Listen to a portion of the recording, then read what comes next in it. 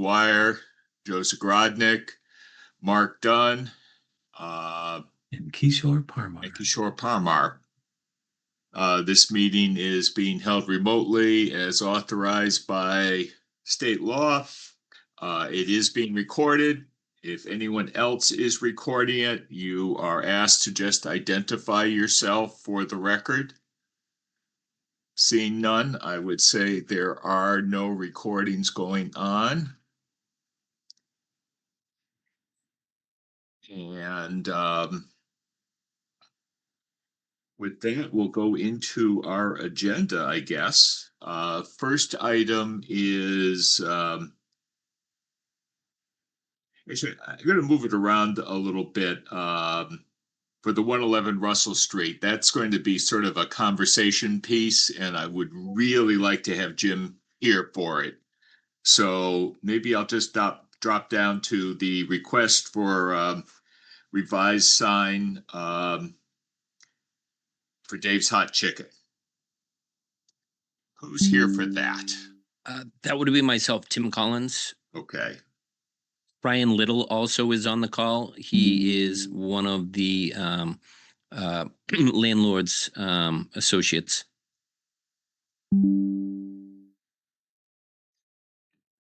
So the issue here is we've had several presentations from Dave's for signage. Hey, are you going to join our meeting? Initially, for the bank building, which was going to be renovated, that ended up being demolished. And then we've had a couple of people in, one of whom was disclaimed as they aren't really working for us.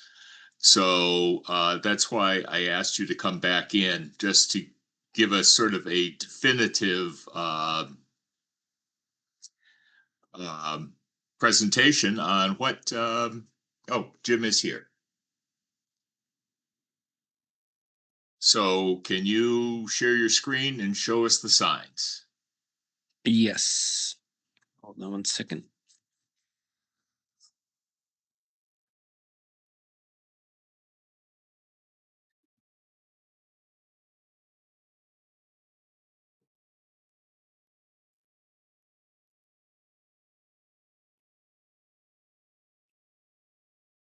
I apologize. It's taking 1 second.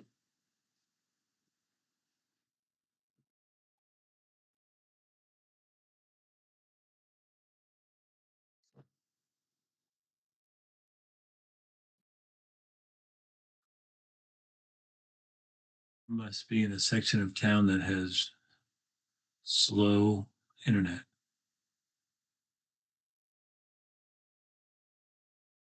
Do you see this on the screen here?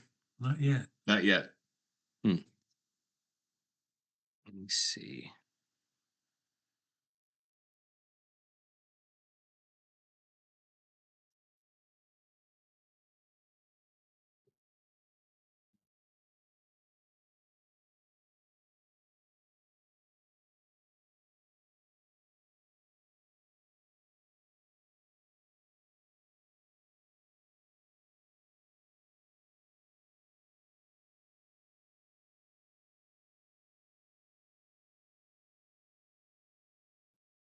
Popping up. Sharing. Ryan, do you have it handy right there? Yep, give me 1 second. I do apologize. It's asking me to leave the meeting before I can reload it back in. That's rude. Can you guys see my screen? It's coming up. Yes. Yes, there we go. All right. I believe these are the latest renderings. I believe these were shared at the last town meeting that Dave's was Absent from. present to.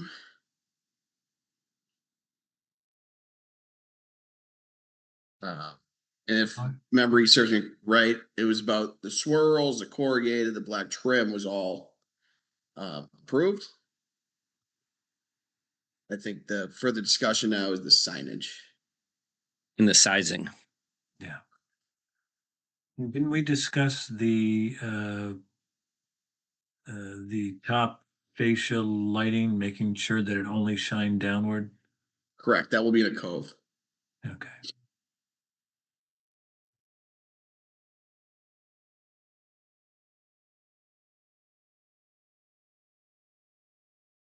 So do you have a square footage for the big round sign on the right? Uh, And a square footage for the text on the left? Tim, did Visible Graphics give us the signage dimensions in the package yet? I thought Yes. they were joining this call. Yeah, that is on the latest that I had sent in, that they also sent in for the last meeting that they did not arrive at. Can you forward that to me real quick? I can Yep. probably get it up on my screen real quick. Sorry. No, I not a that problem at all. package. I do apologize, gentlemen. Now this one, these are different versions or? This is a different side of the building. So I believe this is the south side, Okay. and this would be the main entrance.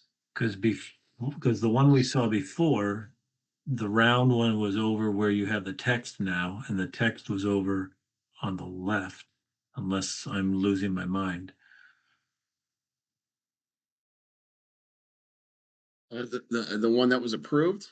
Nope, the first version that came up on your screen. This one. Yes. Oh, right. Yeah, oh, that's a very good call. Ryan, that's in your inbox. All right, 1 second, fellas. Sorry.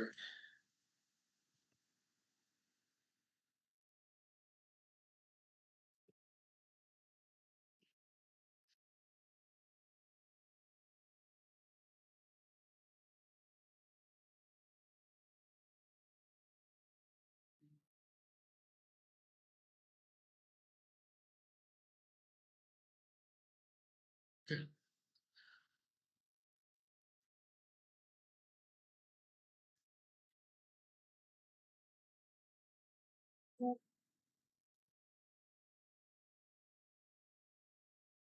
And so we're all clear. Yeah, I was going to say no one's sharing now. There we go. Tim, if you want to narrate, I'll drive. Sure thing. If you go down to the next page, Ryan, that is the outline of the site plan itself, where the main property will be within the red. The monument sign will be at the very bottom of the picture. All right, so we'll call logo plan north, sign 1, plan west, logo 2, plan south, and then pylon. And then this sign here has a cross. It has the circular logo on the left-hand side by the doors of the entryway, and then a cross in the letters there that are going across kind of the swirl paint. That is the secondary, that is the only part that has the Dave's Hot by itself, singular.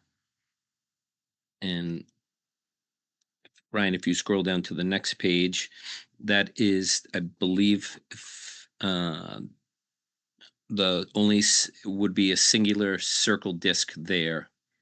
And that's on a angled facade there? Yes, it's on it's corrugated steel that's going to be painted. And that's kind of on a 45 between the two sides. Am I correct? Yeah, one they piggyback both sides of the building. Yeah, okay. And I had specifically spoken with the company Visible Graphics at least a dozen times to go through all the calculations on each one of them, including the downlighting where you could see right above the circular sign there. So there will be no backlit signs. This is the south elevation, I believe. Correct. Yes, correct.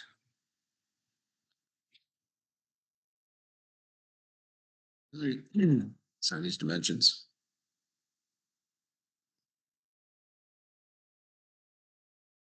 Does it have a square footage? Yeah, you got 38.22 square feet for the vertical sign. Pete, 38? 38 square feet. Right, 38.22, I see that, yeah. Yep. And that is halo lit? Dave's Hot Chicken sign is also halo lit? Or is halo lit, right? Ryan, can you blow that up right there? It gives you the body description, Over on the right-hand side. off the screen. Sorry. But it says white LEDs, red lit for halo. Okay. Okay. And what is the size of the third Dave's Hot Chicken sign, the round one? So I believe the other two chicken head signs are 4x4, total of 12 and 5'6". a half square feet. That's in the range of 12. Oh, yeah, 12. 12.56 square Yep. feet. And that appears twice, once over the front entrance and once over the rear, Yes, Correct. correct. or is the rear one You're- smaller? You're still slightly over 60 square feet.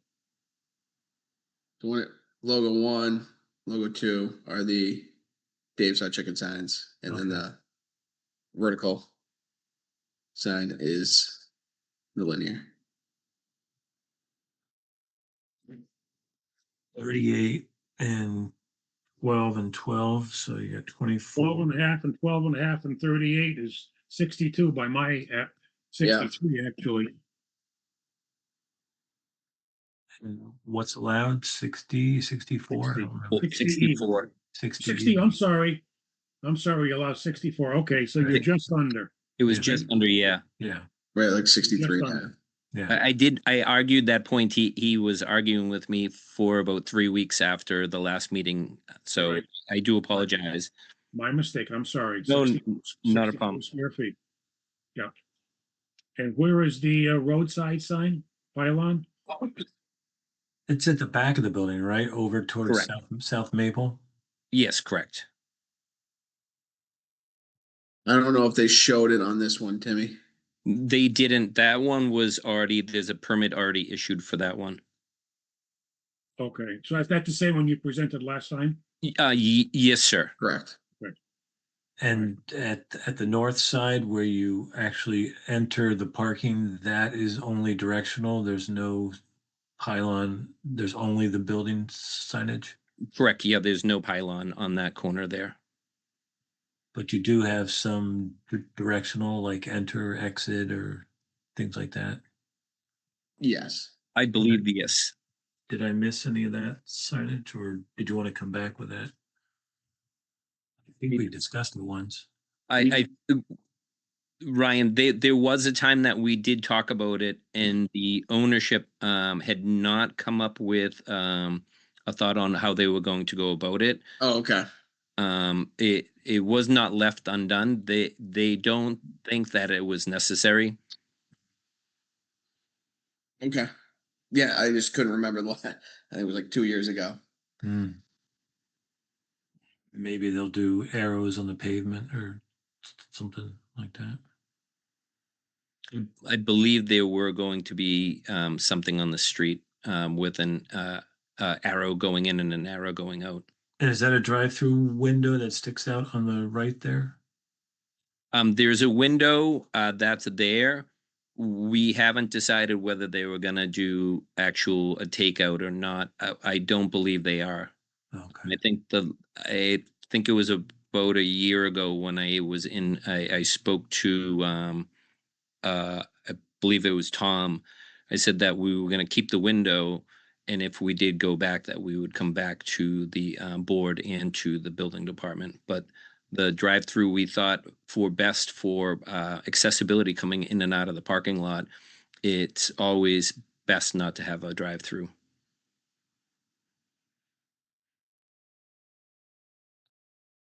The structure itself has yet to be changed since the meeting last April. We go through the elevations just one more time, because I'm not sure I remember what the east elevation looks like. Yeah. So that's the east? No. West. No, So- that's the west, right? Correct, that's the west. Mark, are you referring to the elevation that the sign may be protruding above the normal roof line? That is one of the questions I have. Looks like there was an extended facade on the front of the building just to get it higher above the I, roof line. yeah, I don't know if they've shown us a building section to show us what the roof height is. It doesn't, but it does, if you show the picture that's facing South Maple Street, it shows like there is an extension above the roof So line. that was north and this is east. So that is something you can drive under there. That is a drive under on the east side, but you're not planning to. No, I was the larger sign. Right, right. Yeah, I believe it is There you all go, one right, elevation. that's that sign right there. Yeah, this should all be one level. There shouldn't be anything higher. And I don't think these drawings are to scale. Do you have anything that indicates what the top of the parapet is elevation versus the top of the roof plane? I don't even believe we have a parapet. I want to say, if anything, it is almost flush. It is a flush roof line. So you don't have rooftop equipment or? We just have a exhaust fan. That is it. Everything else will be from, I think we're going back to the VRF system as the bank had it before on a pad outside the south side of the building, where the condensers will live. Air handlers will live in the building. Makeup air unit will live in the building. It would just be an exhaust fan on the roof, probably not visible to the public. So are you saying that it is relatively level with the roof line, not the parapet is extending above the roof line for, like many people try to get greater visibility by doing that? And that's not legal according to our definition. Correct. For this building, I don't believe there might be a little lip, maybe a couple inch parapet, but it wouldn't be extending above to get extra height by any means. And the sign is down, the sign is not pushing the edge. It looks like it's a couple feet. Correct. But I think this rendering here, I know they put it in the package, isn't to scale. I would say this is more to scale here. As you can see, the signage visible on the building is a lot smaller on the actual shop drawings than portrayed on the rendering. Do you have construction drawings that would show the roof or not with you tonight? These drawings that you see here are the same drawings that we have on the CDs that were given to Vern maybe less than a month ago. I'm asking the GC now if he has actually sent me a quick picture of the roof. What is the vertical element on the right of this? It looks like a light pole, or maybe it's a masthead going up, a conduit or something. I think that's Green. technically, I think they drew in a gutter. Okay. We wouldn't need a gutter. There might So- be scuppers. Yeah, if that were a scupper, then that would indicate the roof height. Correct. This also came from No Visible Graphics, who are just the signage company. Okay, Well, even if that's a gutter, that kind of indicates where the roof is. right. Which makes sense. I get what you guys are saying. I just don't know why. Which looks to Visible be Graphics above the is- signage in this rendering, yeah. So that would look like you have maybe a 2-foot parapet, and your signage still appears to be below that scupper.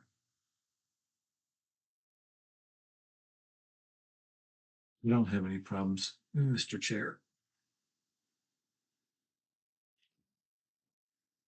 Ryan, I just sent you over the picture of that area.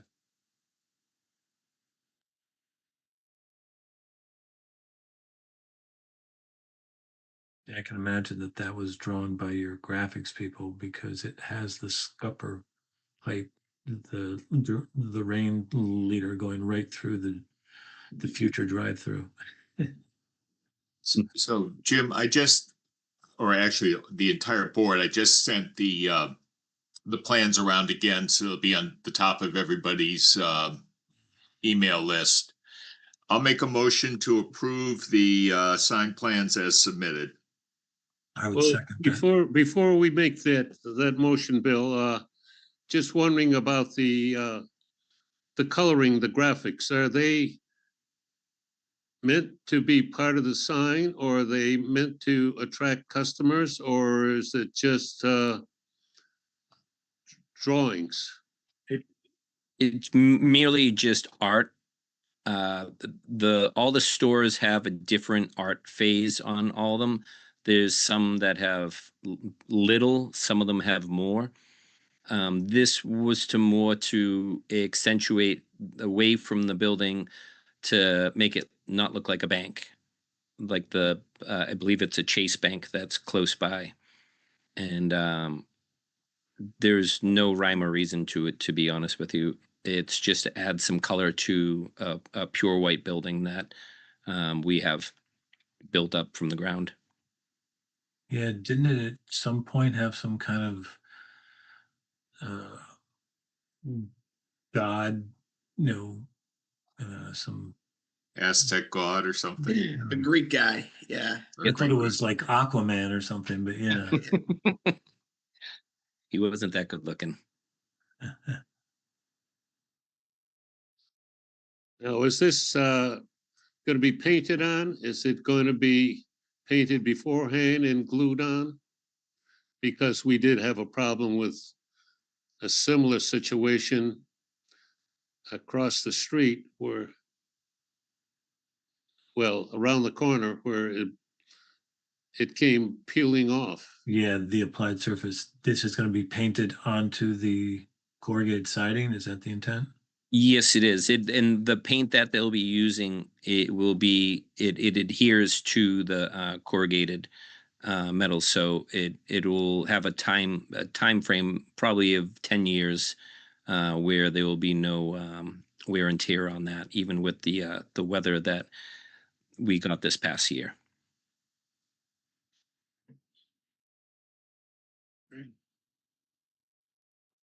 Okay, Bill, I stepped on your motion and I don't have any more questions. Well, you want to second the motion? Well, I seconded it, so that was actually our discussion, I guess. Yes. Okay.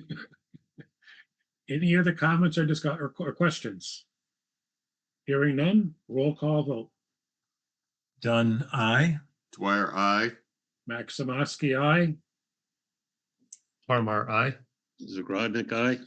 Motion passes unanimously, 5-0. Very good. Good luck, gentlemen. Thank you very much. We look forward to doing business in Hadley. Thank you again. Okay. Opening date. Yeah. Do you have a target completion? We're hoping, I believe, Ryan, I could be correct, but 5 to 6 weeks. That's the goal. Okay. We'll see.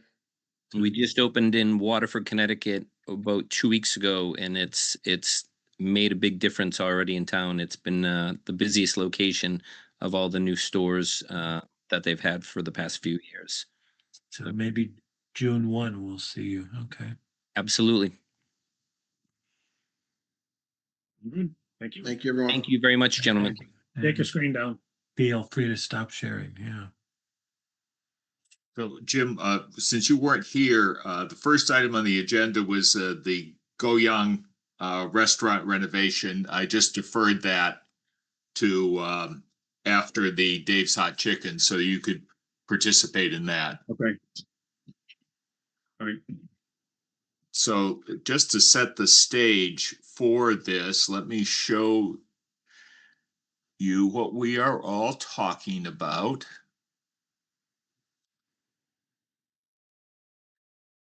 And that is this clause. See if I can make it bigger.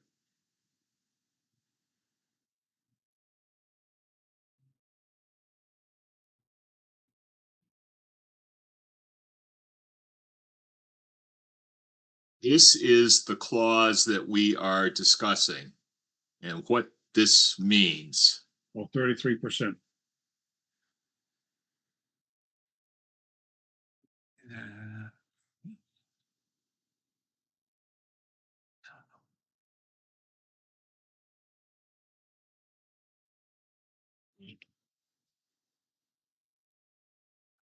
Is that meant for the exterior or? Well, I believe that means entire structural modifications, interior, exterior, site. An exterior roof and window appearances. Okay.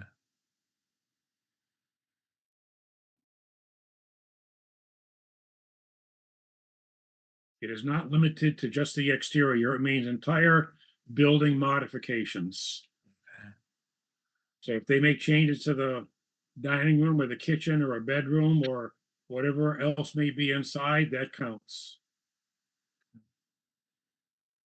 it talks about all new or significantly modified business structures. It doesn't otherwise limit it. Right.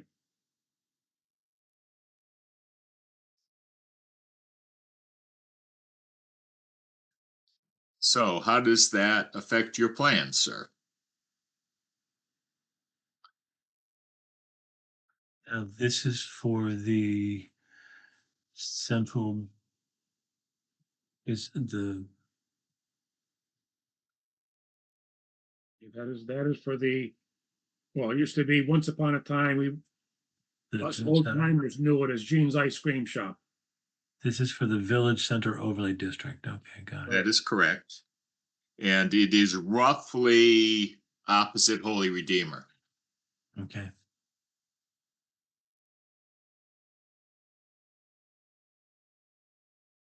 What is that? Is that Wiley Street that comes? That's approximately across the street, correct? Yeah. Okay. Almost across from the court, the courthouse. Good. Right, right. Are we discussing a little bit more detail? And One of the Perkins. questions I had was initially the parking in the front with the steps and the handicap accessibility there. It may limit the number of parking, but I noticed in the back of the building, there is it seems like just a vacant hunk of woods out there or trees. Does that belong to this property or is it somebody else's property? Because you could extend some of the parking there if they're going to be tight.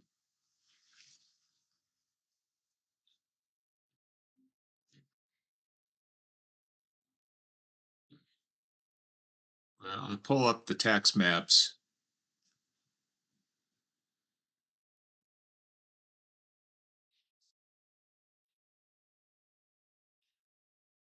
You overlay the tax map with the satellite view, or is that? Yeah. Do that, I believe. 111. Actually, there isn't a 111 Russell Street.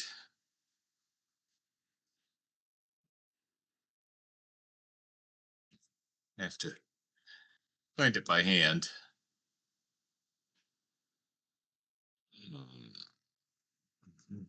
Mm.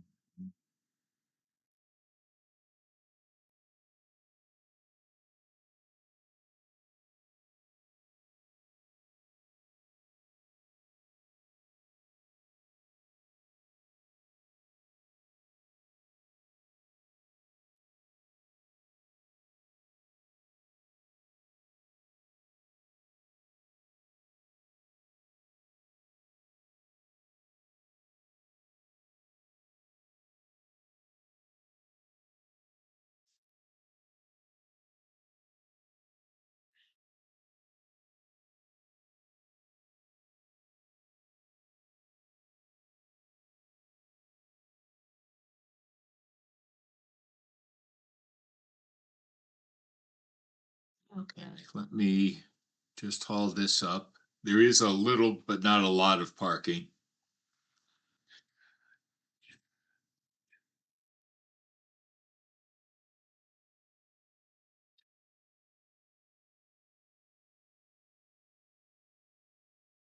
So this is 111 Russell Street.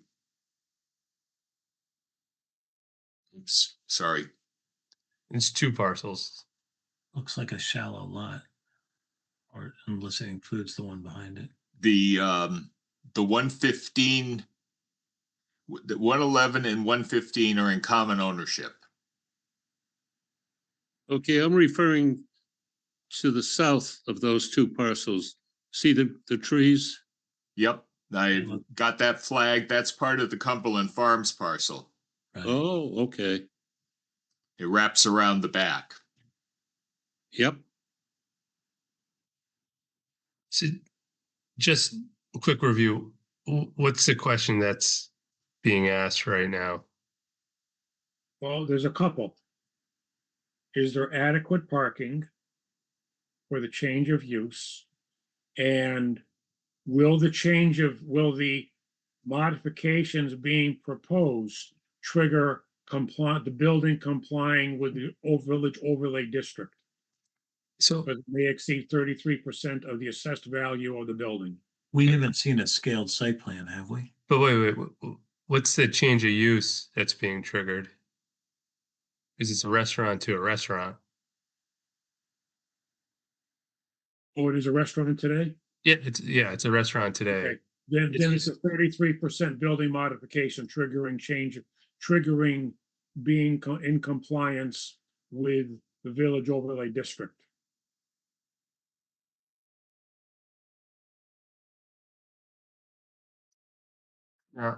So I guess the other question that I'm looking from the email is that I think Brent was the question was, can you start the construction internally right now without a site plan?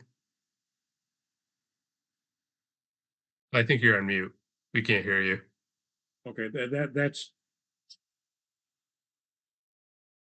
I guess we need to decide if the modification triggers site plan approval first, Okay. and then decide if they can start interior modifications before they comply with, go for the public hearings for exterior modifications. Brant, it doesn't look like you're muted in Zoom, but your mic might not be working. Because your mouth moves and now you're muted in Zoom. Why don't you try leaving the meeting and coming back in? All right, We'll stay tuned. Yeah, because I'm not clear on what they're looking for completely right now, because it sounds like from indications that they just want to start the interior renovations. That's how he Yeah. came in initially. Yeah, Um, because he wanted to And- limit how long they were shut down, Yeah. to keep the business revenue. And in most other circumstances, the exterior alterations to an existing structure that do not expand it are something that are waivable. You know, we can waive site plan approval for exterior alterations that don't expand the footprint. But construction on that scale, on that property, might trigger. See, is he trying to get back in? I'm not seeing him here. I'm sorry. Didn't mean to. I presume. Didn't mean to hyper zoom. I'm going to stop sharing because I don't have a full screen view here. Okay. And I can't see whether there's anyone in the waiting room. There he is. And we lost Jim too. Everything's falling apart. So Can you hear me now? yes, Yes, we do. Thanks to Gabrielle. All right, thank you for that. So I missed Jim's last comment because I was busy trying to get my microphone to work, and I can see it active now. So if the board is in consensus about that clause, the 33% modification trigger, then we need to review everything. Not just like, we're totally going to table any exterior changes for now. Now we need to look at the interior changes to make sure that what they want is not going to trigger that clause, because they can't afford to do both.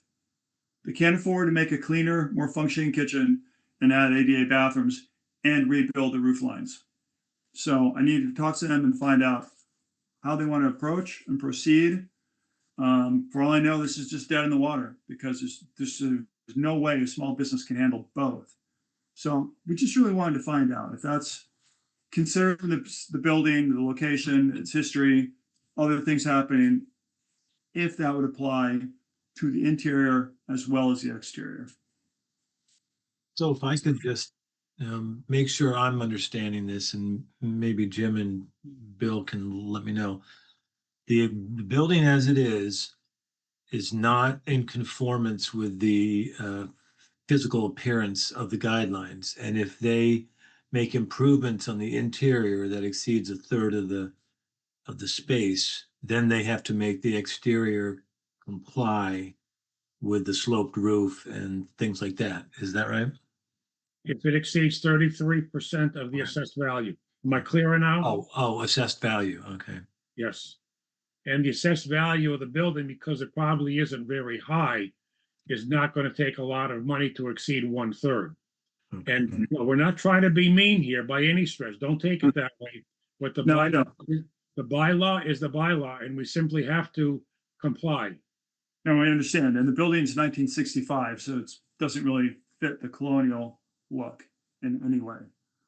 So what I want to do is bring it back to them and say, how can we get the changes that they want to make, increase their production basically, and cleaning up within that window?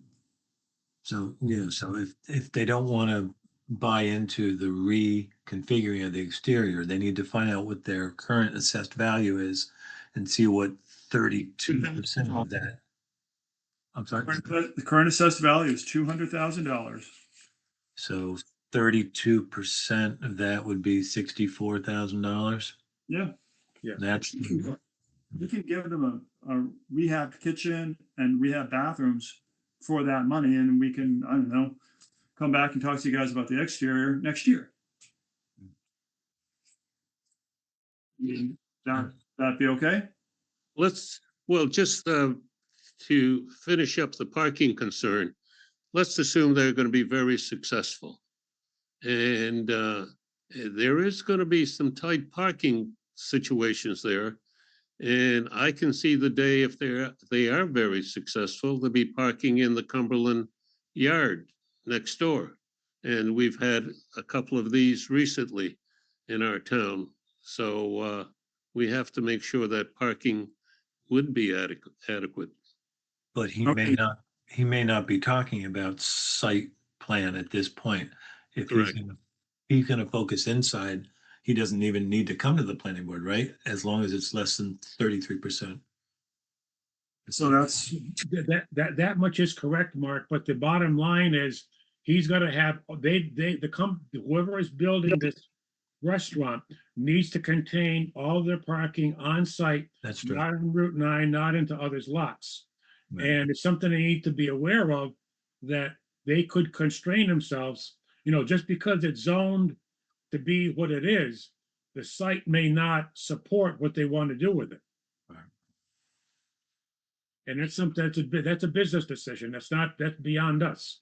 But it's a watch out that if they start parking in neighbors, they could start having their own customer cars towed away. I will inform the client of that. I don't think it's, from where I sit, a big issue, because I don't remember the number. Maybe William does, but they have a ton of parking right now. However, their concern about increasing production is to meet the increasing demand for takeout. Takeout is now, it used to be like 25% of the restaurant's business. Now it's like 75% of restaurant business. Ever since the pandemic, the whole business model has shifted toward Uber, Grubhub, and all those companies. So that's what they want to meet. They want to meet that grab and go demand. And their business model is their business model. We're not questioning what they do. We're just Right. making a comment that they need to contain their parking on site, whatever that means, be it takeout or sit down. Okay, I respect that.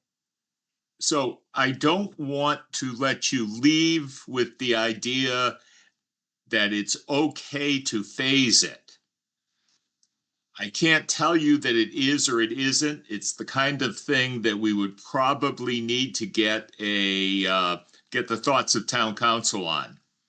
Well, that's where I was gonna go, because do we have anything in our code that talks about, because, for example, there's a very similar setup in the state handicap code, which says that if you if your renovation exceeds 30% of the assessed building value, you have to bring the whole building up to handicap code. And that has a 3-year look back. So you would have to wait 3 years to do the other, to split the project. It would have to be under the state handicap code. Do we have anything in were we that forward thinking when we wrote that we have a time limitation? You've seen what we have. So that might be something that we want to put into our code in the future, is that, because you don't want to hamstring businesses, but you also don't want them to just come back next month and split it. So, Yeah. Yeah. So if your clients do want to proceed with the interior renovations, knowing that that may be all they get to do, that's fine. But if they have any other thoughts, please let us know so we can engage town council in the conversation. Okay. All right. I don't want to have you be at this point next year with the building, the facade, and say, well, it's less than 33%. And then have us bring town council in. Okay. I just don't know the answer to this. I will tell you, this is the first instance that I can recall, and I've been here since the bylaw was adopted, that it was an issue. No one else has come close to triggering it, mostly because the other projects are all new construction. So no question, you will comply. Right. Yes, and because the value of the building is extraordinarily, I mean, gosh, who would have thought you could have got a $200,000 building in Hadley? Right, the assessment is very low. Yeah. So the trigger becomes very low. But right now, if I hear you correctly, you guys all agree that 19.2.9.1 encompasses all work, all modifications of the building inside and out. And you also seem to confer that there is nothing written in the bylaws at this moment that would have a look back clause, correct? Correct. There is no look back clause as of yet. that I'm aware of. Okay. But I believe building code does have some things in there that if you try to do something today and something later and something later, it would be cumulative. The building inspector is on with us now. Vern, do you? Yeah, section 521 definitely has the 3-year look back in place right now. It doesn't have to do anything with the town. It's already a state reg. It's in place now. Okay. It's in force now. So if he went over the 64,000, he would have to bring the whole building into handicap accessibility. Yes, indeed. Okay. And Right. that would include parking and an accessible route into the building. So Parking could be site limited, Mark. So Yeah. you would have to build what he could build. But if he doesn't comply, the site would be grandfathered under that particular clause. Okay. Okay, you wouldn't have to go out and buy property to make it comply. He He'd was have just, have to live with what he's got, just a matter of being careful, like we said before. But it That was does just- extend to the parking to the extent that you've got to have handicap spaces and, you know, a certain number of spaces and all that. So it does kind of creep into the parking and site work. And putting in a handicapped ramp is basically exempt from zoning. They can put it in the front yard setback, Correct. but it takes up space that is not available for other uses like parking. Right. it just occurred to me, they might be the rare taxpayer that comes to the town and says, I'd like to have my my evaluation raised. Maybe, Get reassessed. Yes. okay. Right, so Vern, you're saying that the state law, the state building code, look back like it applies to ADA, applies to the local bylaws. Correct. The accessibility code is in force right now, and that is part of it. Okay. I mean, that's the thing. If we want to do the ramp, they want to do the ADA bathrooms. They would easily be able to fit handicap parking space in there, although we hadn't talked about it. But those things would also trigger, that would add to the 33% trigger, just making it ADA compliant. And actually, the 521 is 30%, so it's even harder. Okay, 30%, yeah. Yeah, so that's $60,000 this year. So even just making it accessible would trigger the aesthetic in a weird way, like, Yeah. and then they're starting to tug at each other, and they're both important. Okay. This is a tough one when you have a valuation that's so low. There's no question about it.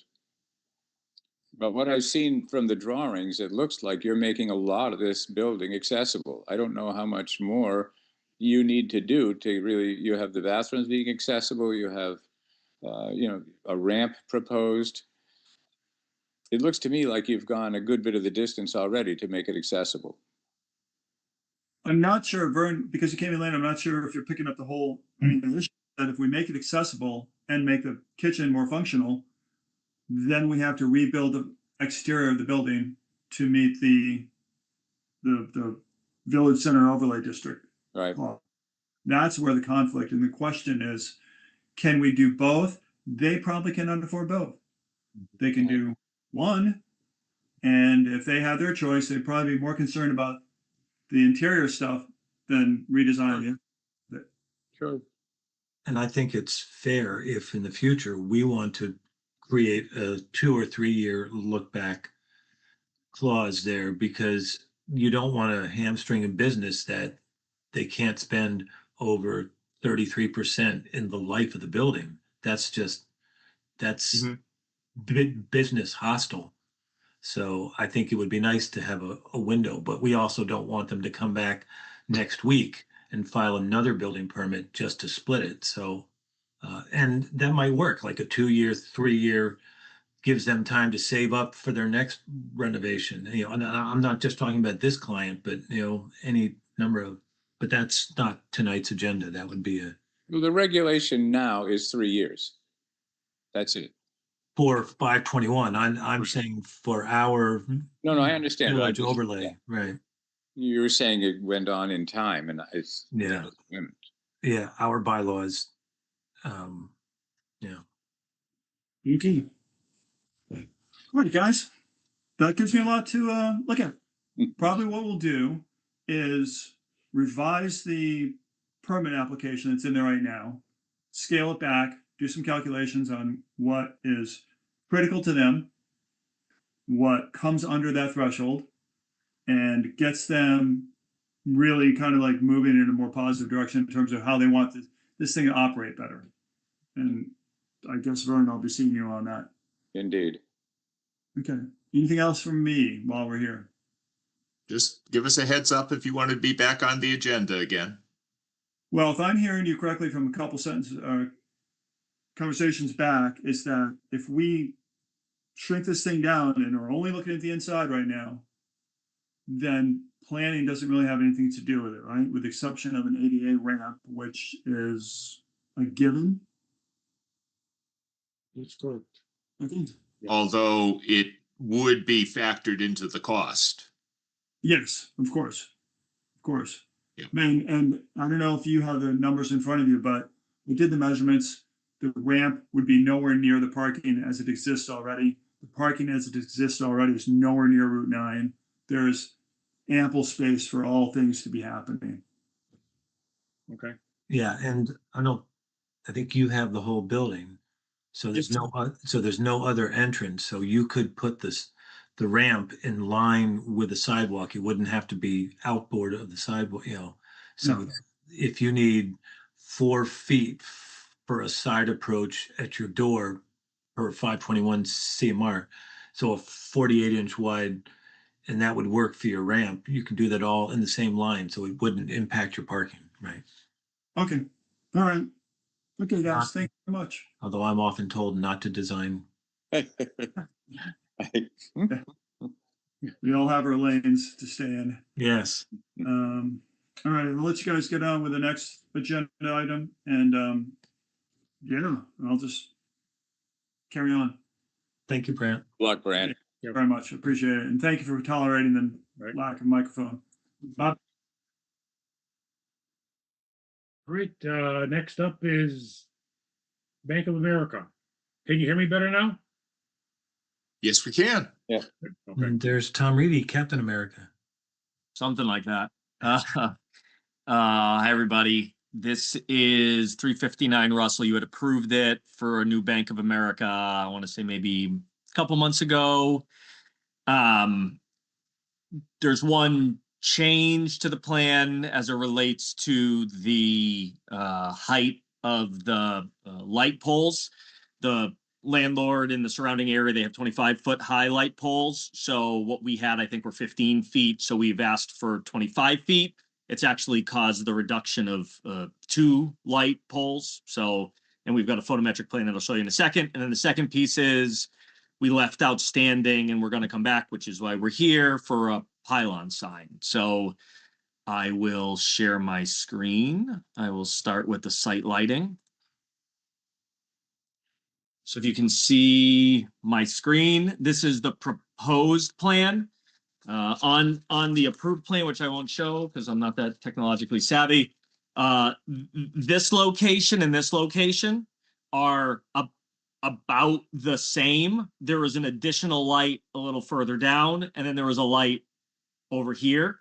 But these lights are sufficient, so we'll have 1, if you can follow my mouse, 2, and then 3. So there are 3 lights, 25 feet, same style. And you'll see up here, you got, I'm seeing a lot of 3s, 4s, and 5s, so that's nicely lit. yeah, I think they did a good job. They did a good job. So that's the first request, is just to swap out what we had proposed for some taller poles that'll match the rest of the area and then reduce the number as a result. So that's the first piece. And then let me show you the sign, which.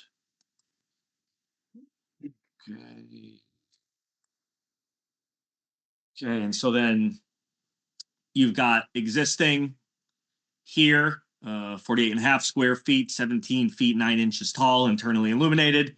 And then the proposed, and so still 17 feet, 9 inches tall, 64 square feet, internally illuminated. So 64 square feet is what's allowed in that zoning district. We're keeping it in the same place. We're just replacing it because this is, as you can see here, rusting out. And so keeping this for some potential, as you see here, it's Vision Showcase in AT&T. The landlord wanted to have some additional potential signage here. They'd obviously come back at that point in the future. So this over here is what we're proposing, 64 square feet, internally illuminated because it's currently internally illuminated, same location, and then same height. So you're using the grandfather, but you're gonna increase the existing sign to the allowable area. Precisely. I don't think you can have both. That's what I was wondering. So- That's the direction I think we got from my notes from the last time we were here and talked. I mean, I don't- obviously. I don't think I remember the dimensions of the existing and seeing You you're going. said too you could big. have an internally illuminated sign at the pylon sign, because it was grandfathered. But if you're increasing the size of the sign, that's not grandfathering. Well, I mean, I might differ a little bit there, Jim, and we could maybe get a finding. I'm not trying to go down this road right now. I think what we're trying to do is so it sounds like the board's position is if you're gonna externally illuminate it, you can do what's here. If you want it internally illuminated, you're stuck at the 48.5 square feet. That was fair my to- understanding. Fair to Correct. say? Okay, That okay. was- Yeah, So then what I'll do, August, and I think you're on, we'll just have to, I mean, you've had the conversations with the landlord to figure out what makes the most sense. So what I'll do is if you wanna, you can okay the light. We will probably be back at your next meeting just to solidify exactly which one of those two, but now that we have one of the two, it's easy enough, right? I mean, they can get it in production, et cetera. Is there anything else that causes concern, or is it as simple as internal versus external? just a quick question on the lighting. Those are still the shoebox style lights, is that correct, Tom? Correct. Yeah, it's the exact same style light as was approved Okay. previously. And of course, there will be no, because it's taller, you're gonna have to, will you have more spillage? 1 foot candle power over your property line? No, I don't think so. I think they're downcast. I think they might have shielding on them. I can bring the photometric plan back up if you want to see it, Joe. Why Yeah, don't you do that, Tom? Okay, let me do that. and actually, I think because of their site being on the corner. Exactly right, exactly, Mark. More light is better where cars are making turns, and I think that's my opinion. I'm not opposed where if you had a neighboring client that didn't want the spillage of light, but Yeah, it actually gets down to a half a foot candle at the sidewalk, so. Right, where you start to get around here. So these are the taller ones here, Joe. So we've Okay. got- If you see where we're at here. Yeah, The other question was the propane tanks. Has that been resolved? Yeah, I don't know that there was any issue necessarily. I think it was just understanding that they were here and that their piping go to the restaurants in the neighboring building. and that's gonna stay. Correct. Yeah, there's no change proposed there.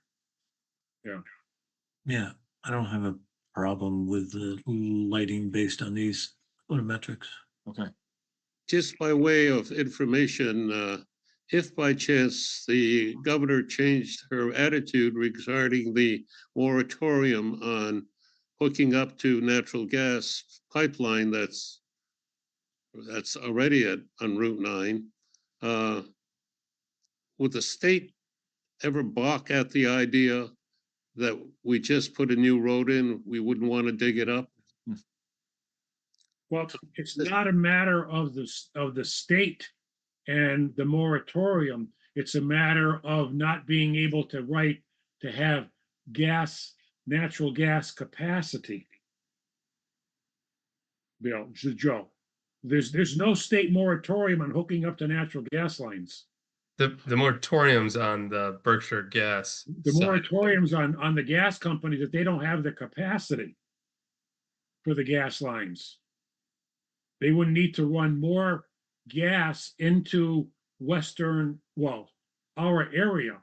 And the people that are putting the gas lines in have decided it's not worth the aggravation because they're not being allowed to run the new pipelines to the distribution centers in Agawam and I think it's in Chicopee. You may be very correct, Jim, but the gas line that went under the Connecticut River was expanded and double the capacity, and it went partway up Huntington Road, and then the moratorium hit. So that was. Yeah. And- So it was supposed to go to UMass. Right.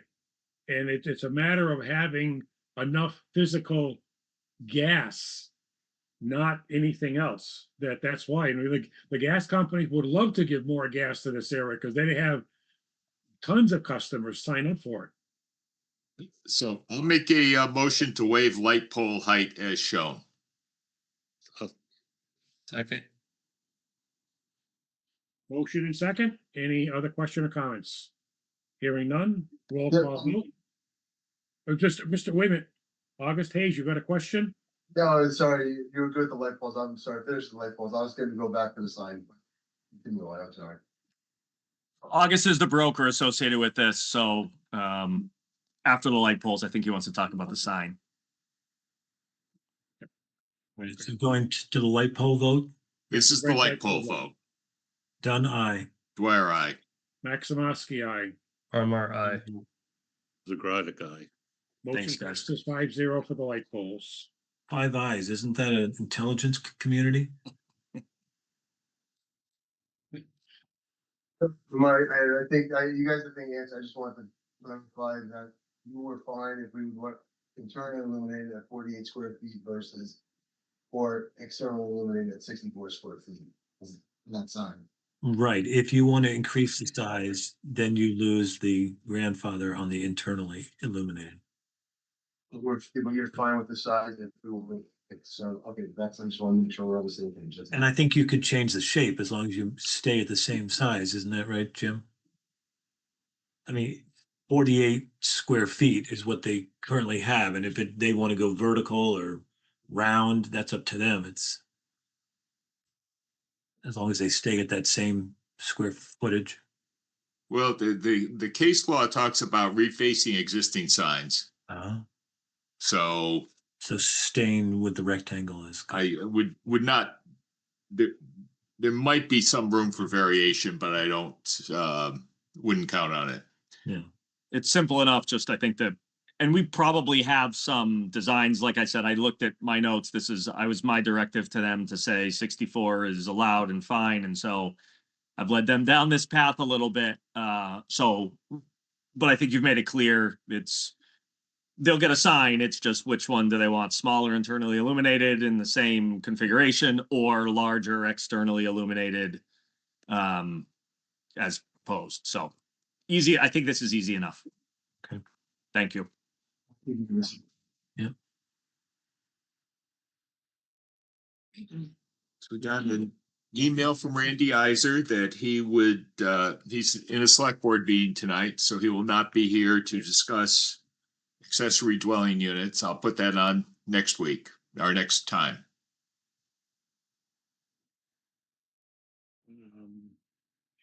Anybody here for any filing for anything for future meetings? I believe they're all here for the next 2 public hearings. Anybody here for comments within planning board questions on basic things for planning board? Seeing none, I guess we're on to our public hearings. And the first public hearing, I will read the notice as it appeared in the Gazette. The Hadley Planning Board will conduct a Zoom public hearing on Tuesday, April 21, 2026, beginning at 6:45 p.m. Purpose of the hearing is to review the application of Gordon Cook for special permits, large-scale solar array, site plan approval, and business use in aquifer to construct a dual-use agricultural solar array, approximately 650 kilowatts AC at 129 South Maple Street. Plans are available by contacting the Land Use Office during normal business hours or emailing conservation@hadleyma.gov. Published twice in the Gazette, April 2nd and 9th. And with that, I'm assuming Mr. Doug Sorrell. That's correct. Anthony? Hello. Yes, thank you. I'm also here with Jake Marley with Hyperion Systems, and we are here on behalf of Gordon Cook. And the first thing I want to do is correct for the record that the project is not 650 kilowatt AC. It is only 499 kilowatt AC. I'm not sure how that got into the butter notification, but just wanted to clarify that for the record. And it's, there was a part of that was about business in an aquifer, and we're not in an aquifer district here on this parcel. We're agricultural residential in this parcel, but just wanted to clarify that. So, Oh, so Doug, you said 490 or 499? 499. 499, okay. And so 499 kilowatt AC. The numbers on the plan, there is also a 664 kilowatt DC, but the AC number is relevant in that the program also is within the the renewable energy program with the state. And so if I may share my screen.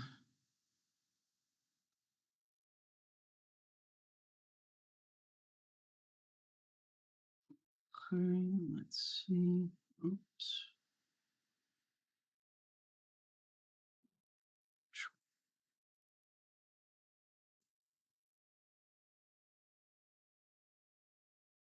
So weird. Why is this happening? Sorry about that. A little confusion here. I'm not sure.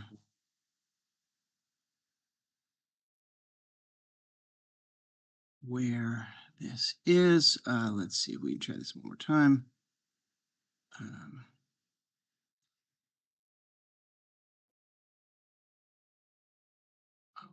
Okay.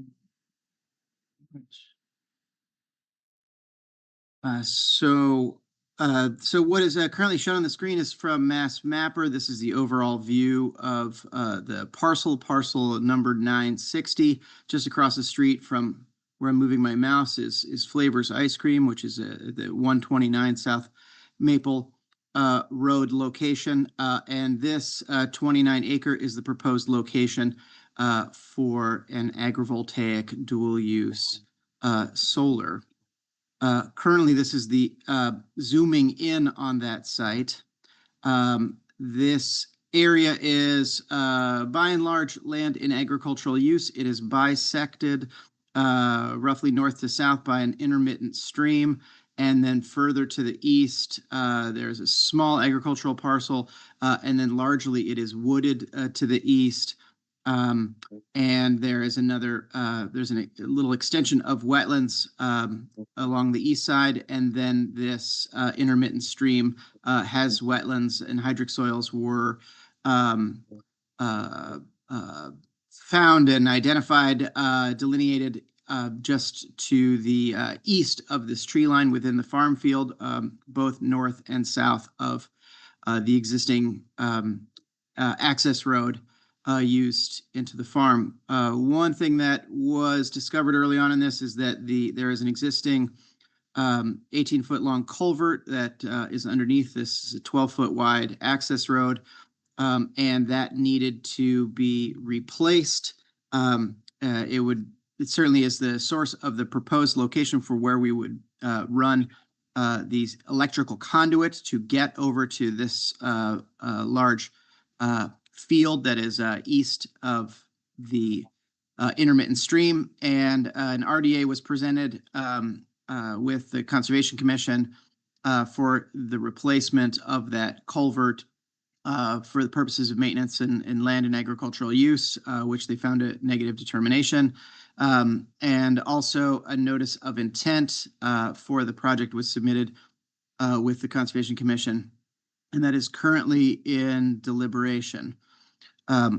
So just noting what is currently highlighted, there are the wetlands that are running into this farm field, and then the 35-foot no disturbance, as well as the 100-foot coming in on both sides of that. Doug, if I could just jump in. Yes, please. That RDA is that is being further deliberated, the culvert replacement, or part of the other? No, thank you. Thank you very much for asking. No, the RDA is not being further deliberated. That has a negative determination that they found it, in compliance with the Wetland Protection Act, that it is normal maintenance for land and agricultural use. So no issues with the RDA. The NOI that was submitted is currently still in deliberation. The Conservation Commission wanted to hear from the Planning Board on a topic that we'll get into shortly, So the current plan in front, does that help answer that question, Jake? Yes, thank you. Okay, yes, of course.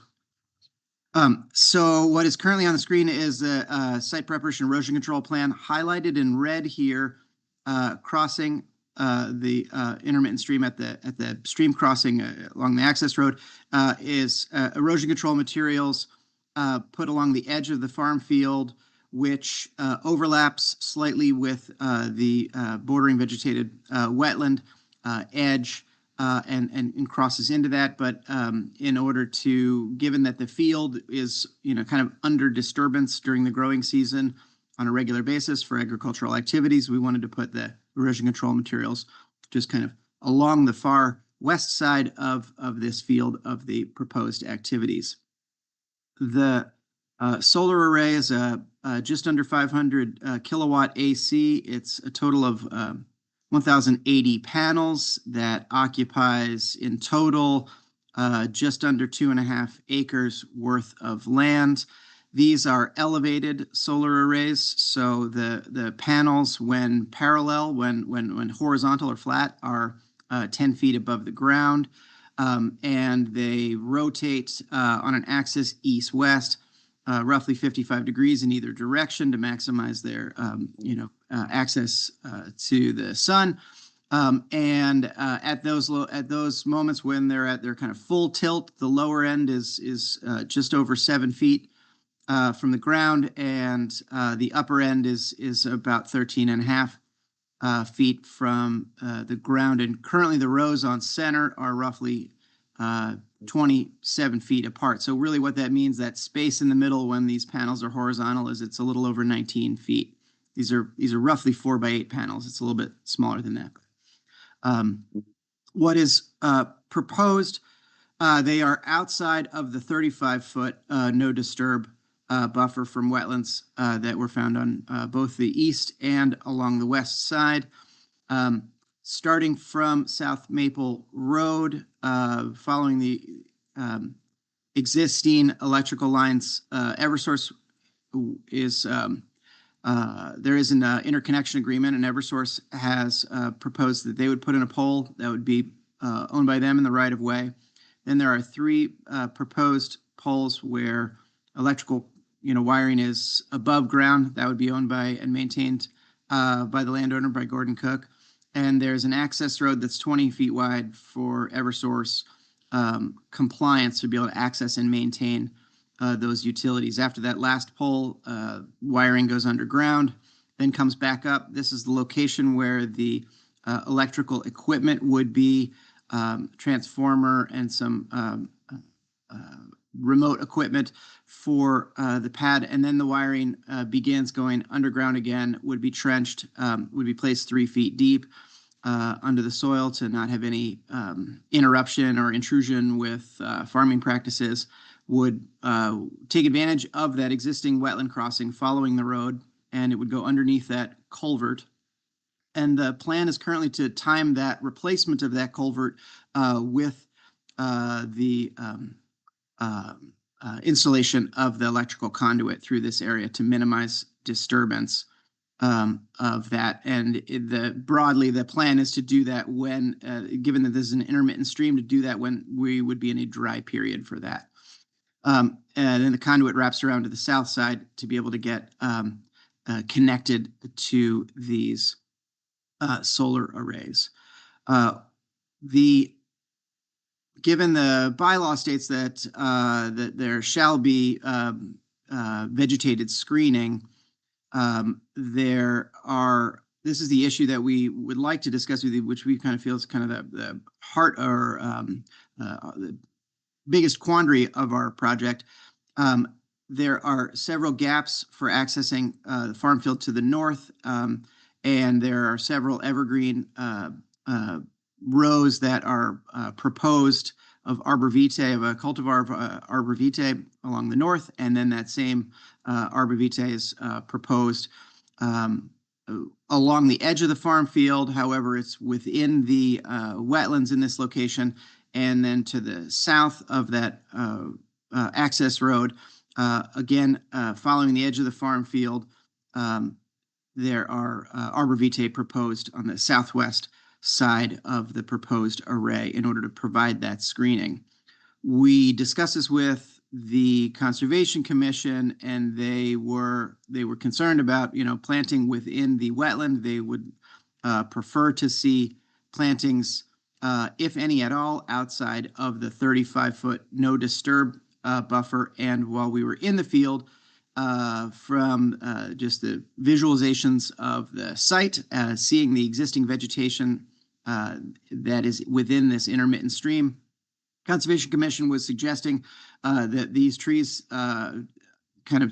north of the access road aren't even necessary. And so I know the bylaw says that they shall be installed, but we'd like to raise that with you and propose that the plan be amended to remove the trees in this location. And as well, we'd like to discuss with you if if it would be feasible to the planning board to not have trees along the southwest side due to existing vegetation that is there seasonally. It's deciduous vegetation. There are trees, shrubs, and herbaceous perennials that grow along this intermittent stream in this area. As you can see in this aerial photo, it looks like it's a little bit lighter than compared to kind of the winter vegetation of an aerial view in this location. So next, what I'd like to show you is the renders that we had sent. Let's see if I can make this a little smaller. So this is looking from the north, kind of the northeast of the site, looking southwest. This is what it looks like currently. These pictures are obviously taken in the wintertime. And the picture to the left is an existing condition. The picture to the right is the visualization showing what this solar panel would look like. Pardon my technical challenges here. Are you saying that these are taken from the northeast? These were, Please. that's right. Mark, stop. You're Yeah, asking. these were taken from the northeast looking southwest. Stop. Oh, sorry. We're looking southeast. Can I ask a question? Yes, please, Jim. Okay. This top left picture, Yes, could you show us on your map where it was taken from, absolutely. as opposed to try to describe? No problem. It was taken from just north of what is plan view on the map. So I'm sorry, it is looking southeast, not So west. it's northwest. That's correct. It is northwest. Okay. And can I ask what the red lines are again? Oh, yes, that they are highlighting where erosion control barriers have been are proposed. Okay. And Go we know back what to the those pictures of the three views. So this is the same view, looking from the northwest, looking southeast. So the two top pictures are basically taken from the same place? It's the same, yeah, it's the same photo. Just And it is I'm having a hard time shifting this over to be able to see. Well, the instant map does show your point of photography. That's correct. Okay, all right. And Said, I'm sorry. that's all right. It's all right. So the main difference is that the existing condition is on the left, and then that same photo was rendered to have a visualization to show the proposed arbor vitae that are proposed along the north to block views of the proposed solar array. The photo that is in the bottom right is what it looks like from Google Street View in September is when this photo is dated. So we have very tall corn. Vegetation is obviously in full swing. And so what we're running into is that there is no need for arbor vitae throughout what we'd like to argue is that there is, we'd like to avoid planting the arbor vitae because there is enough existing vegetation during a majority of the year that blocks the views of the proposed solar array. And the second view seen here in this locust map, I'm looking at the picture on the top left, and I'm looking at the right side of that image. where my mouse is moving, is showing the location. So we're on the west, we're looking east slightly east-northeast. And again, this is this one kind of lower vegetation section. The existing farm road follows along the vegetation to the left of that truck. It's maybe difficult to see here, but then this is the proposed render.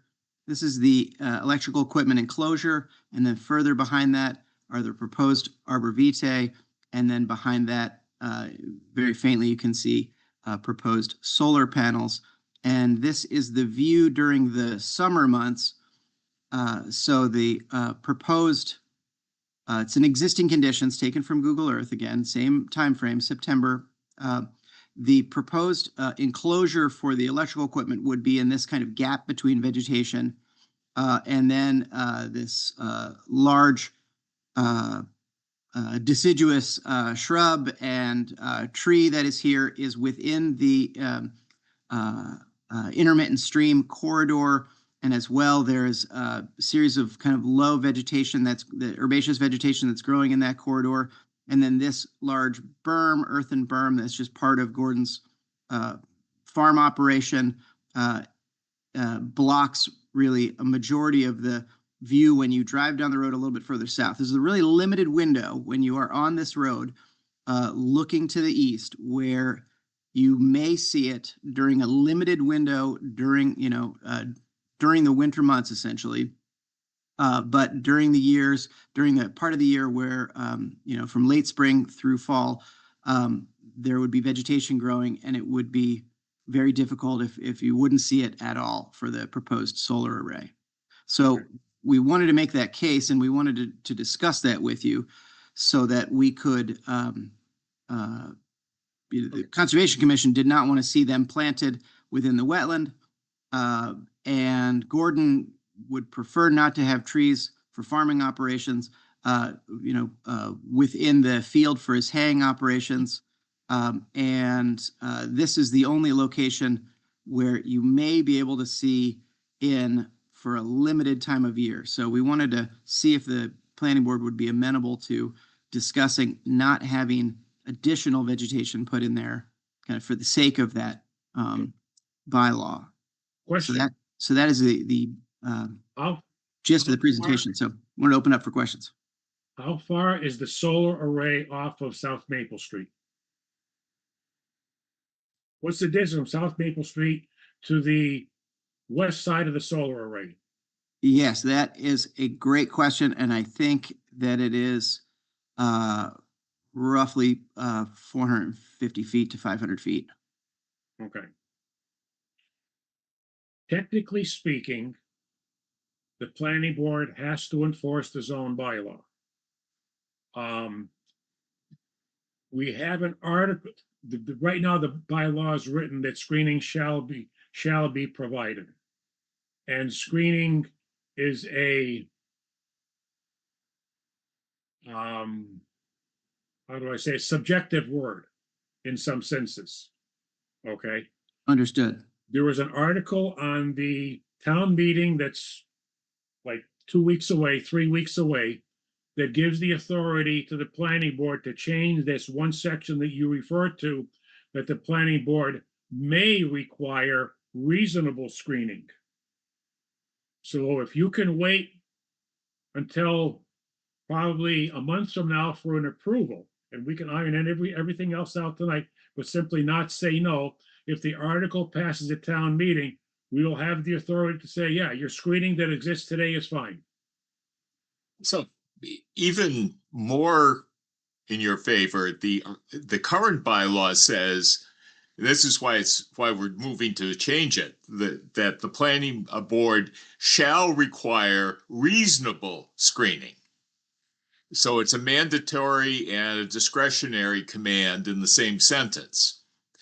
So I would go further than Jim and say that you have reasonable screening already. All right. Thank you. Yeah, I appreciate that perspective? Because we agree. I wouldn't disagree with that at all. That your screening today, first of all, the cooks are the ones that are going to be looking at this the most because it's across the street from their farmhouse. Correct. And the neighbors to the north, I mean, there's nobody to the south for, I don't know, what, half a mile, quarter mile, or to the south of this. So to the north of this, there's not too many neighbors nearby. Across the street, across the river, there's a neighbor or two, but they're quite a distance away. So I don't think anybody's going to be negatively impacted by the viewscape being of this thing in the way. Another thing that is all into this is that when the bylaw was drafted, just a very small bit of history, there was no such thing as agricultural solar array. Everybody was building the things, 5 feet off of the ground, and they were sometimes a bit more visible. Since then, because of the farmers being able to successfully farm under a solar array, it's put a whole different light on what may be required, because we're trying to promote farm use. And this is a great thing where the farmer gets a double use out of the farm. He gets a little bit of money from solar, and he or she can still farm and make there's quite a few crops that can be raised under the solar array nowadays. So we are in favor of what you were proposing about the screening in a short word. So Doug, if you could just stop sharing for a moment. I want to bring up the tax map.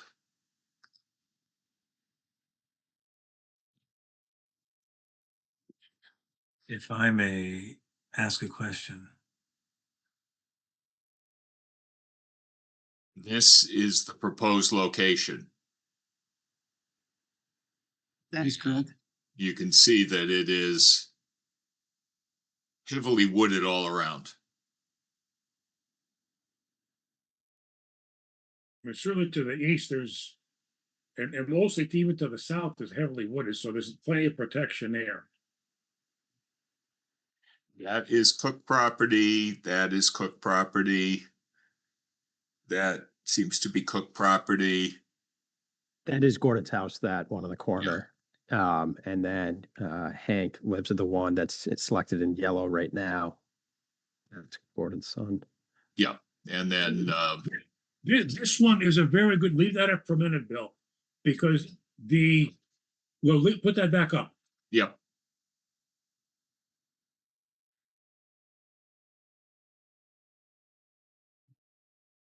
This is a very good picture, I believe, of showing where screening exists. Certainly to the east, you're totally blinded.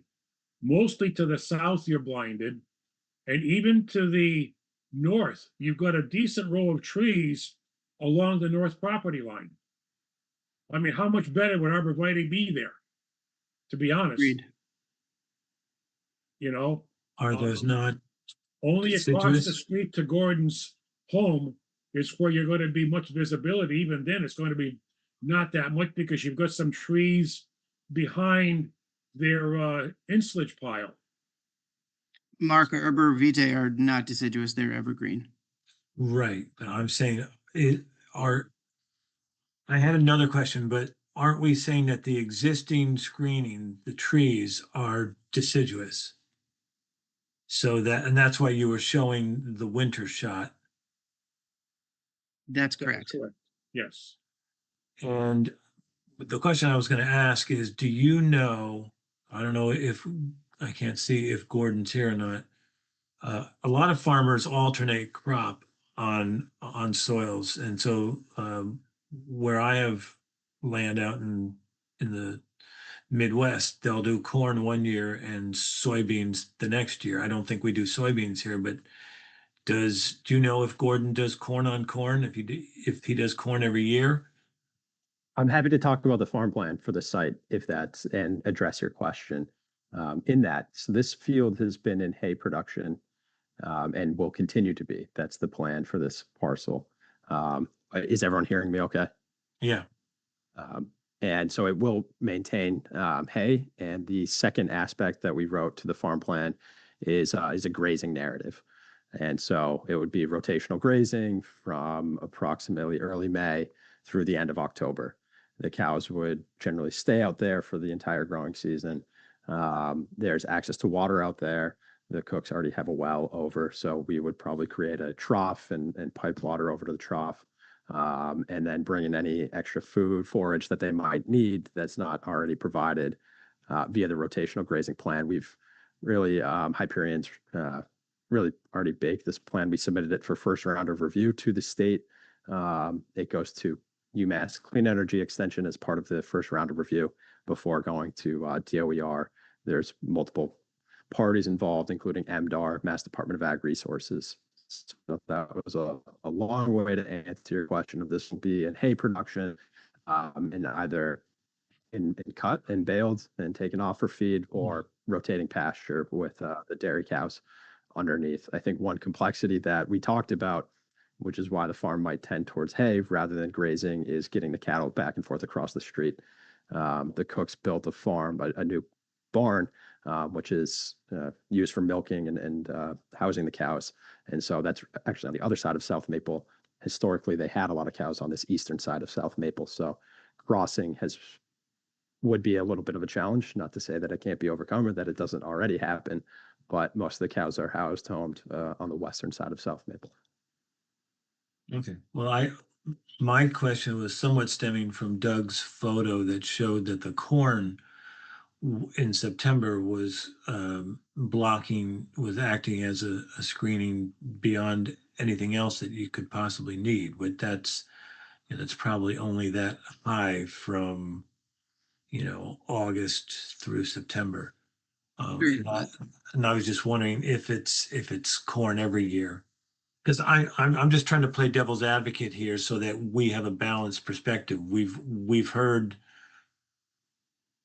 a couple of my colleagues speak, in your favor, and I'm not saying I'm not. I'm just trying to give a balanced review. And I know that South Maple, as far as I know, is not a registered scenic view, but there would be people that say, I love driving down there, blah, blah, blah. So I'm just wondering. I appreciate that question, Mark. And I think if we can stay with the same photo that's on the screen here, as one would be driving south on South Maple Road, even if the corn wasn't here, this is looking at looking east or southeast across parcel 59 in that vantage point. That hedgerow of mature trees still has understory of shrubs and herbaceous perennials that are in between, right along that property line. So even if the corn wasn't there or in rotation that year, or it was earlier in the season, the other vegetation that's in that hedgerow would likely be more than sufficient to be blocking the views. Thank you, Doug. Yeah, Doug was pretty accurate. That's the dimension. The stream is 399.71 feet. And so the panels would be over 470. Did I hear Kayla? Yeah, so the Conservation Commission, we went to the site and we stood on the eastern side of that stream, and even in the winter, the vegetation blocked the view of the street pretty well. And we had discussed, because we know that, a lot of times farmers like to clear out their ditches or whatever, and they would be allowed to do that under the agricultural exemption of the Wetlands Protection Act, which would eliminate the screening. So we had discussed if the planning board would be able to put a special condition in the permit that requires the vegetation along the stream to remain as to qualify or to count towards the screening requirement under the zoning bylaw. That sounds reasonable. Thanks, Kayla. As long as it's not. No additional screening, and keep what's there and don't disturb it, basically is what you're saying, correct, Kayla? That's from the Conservation Commission perspective. We would prefer to see the existing vegetation as the screening because the proposed arborvitaes are not native wetland plants. And when we were out at the site, we noticed that though the existing vegetation was already providing pretty good screening because we're aware of the zoning bylaw. So we wanted to make sure, we wanted to see if the planning board would accept that because otherwise it would be a whole issue and it would count as an alteration if they wanted to put the plants there. So yeah, what we had discussed is putting a special condition that that vegetation has to remain. Which, I mean, I don't think we can put that in our special conditions for the permit. I think it would have to be a planning board condition because it's for the screening requirement. So that's fine. I think that's a reasonable, Yeah. very reasonable trade-off. No additional screening, but keep what is there basically undisturbed. Correct. Well, if it grows out of hand, they could maintain it at its current Well, density. whatever height, right. correct words are good. Yeah. Right, right. Yeah.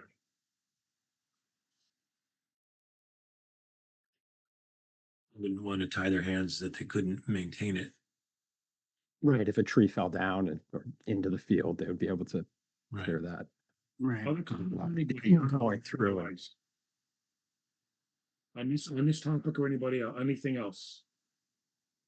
The total number of acreage was presented 29 acres. Is that the site 29 acres or is that the solar array of 29 acres? That's the entire parcel is 29.11 acres. The solar array itself is roughly 2.45 acres is the area that the panels are sitting in cumulatively. So 2.5 acres. Correct. So the 29 acres was that parcel that Bill, when he clicked on it, was a yellow outline. That's exactly correct. Okay. Now, the crop is definitely going to be probably not grazed because of the difficulty in getting the cattle across the street. And it will probably be hay or forage, but probably not corn then. No, the corn was on the parcel to the north. Yeah, just because I'm sure people will be asking me about what's going to be grown underneath. Pasture grass. Pasture grass for feed. Pasture grass for feed. For feeding. it's seed. But they'd have to get some It's hay. hay. Yes. The challenge with this would be the baling of the hay. The other equipment, tedding, raking, and even tedding, raking, cutting should be accessible. I think You can't get the wagons under there. right. So they would have to drop the bales and then go back out and create a little bit more labor for the farm, for Cook Farm, in that effort. It is feasible, but it's not maybe the most efficient. Yeah. Once upon a time, smaller scale. I mean, I guess even the field of, well, anyway, that's a digression. Let's just leave it there. Are these going to be the panels that follow the sun, rotating panels? Yeah. Yes, that's correct. Yeah, he said they're at 10 feet when they're at noon, and when they reach their zenith or whatever, it's 7 foot and 13 foot roughly. Yep. Top and bottom. Yeah, yeah. That's right. Yeah, they rotate 55 degrees in each direction, which is just east and west. Yeah. So you call them flankers. That's right. Anybody- Single axis. Any other questions or comments? Have you calculated a removal bond? I did not for this one. Doug, did we? We have not yet, but we can. Okay. I don't have that in front of me. Okay, well, we can see you back in, what do we have on in 2 weeks? Doug, don't take this personally at all. But Bill, do we The only have thing about like in 2 weeks is we've got 42 Middle Street on for May 5th. That's going to be a big one. Yeah, but we may be able to take up the, if this one and the next one just need removal bonds and everything else is in order, they can be taken up pretty quickly. Or, wait a minute. Yes, May 5th. Wait a minute. Yes, May 5th is 42 Middle Street. Right. And May 7th is the town meeting. Right. Do we have peer review of the removal bond cost calculation? This came to mind on a previous public hearing that I'd like, geez, if that was me, I would say, oh, it's gonna cost me $5 to pull those out. You know, do we have any verification process in line? We've been getting a calculation letter. We're not just letting them throw out a number. Okay. Okay. The calculation that I've used is from New York's, it's from NYSERDA, which is their version of Department of Energy Resources and Department of Ag Resources. And NYSERDA created a formula to calculate the removal of solar energy systems of this scale. And I've been going with that. These posts that they're mounted will be screwed into the ground? Post driven into the ground. Okay. Post driven, no concrete on the posts, small amount of concrete at the equipment pad. So not the helical. Yeah. That's One correct. thing that's interesting about your proposal is your transformer and inverter site are located off-site, if you would, from your main solar array. That's unusual, but I kind of like that because it gets it out of the way of everything else. And I assume that was so that heavy equipment didn't have to go over the the drainage. Yeah. There was a lot of conversation with Gordon on this project, any of them, but more so on this about the location of the equipment pad and screening trees. We probably talked about screening for 2 months with Gordy before coming up with a final decision, and then the same with the equipment pad. Jim, yeah, you're right. There's some, normally you have the equipment pad right by the solar array. We're willing to take on a bit of losses, so some thermal losses by moving that equipment pad further away.